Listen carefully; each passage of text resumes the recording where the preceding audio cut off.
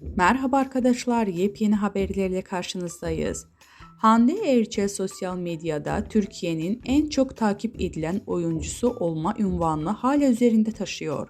Instagram'da 31 milyon takipçisini geride bırakan Hande Erçel, yeni dizisi Bambaşka Biri ile son dönemde sosyal medyanın gündeminden düşmeyen biri oldu.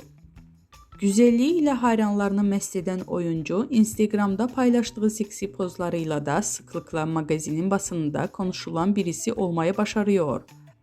Aşk yaşadığı Hakan Sabancı ile sürekli gazeteler sayfalarını süsleyen ünlü oyuncu, ayrıca internet basınında da yoğun şekilde haberleri yapılan isimlerin başında geliyor.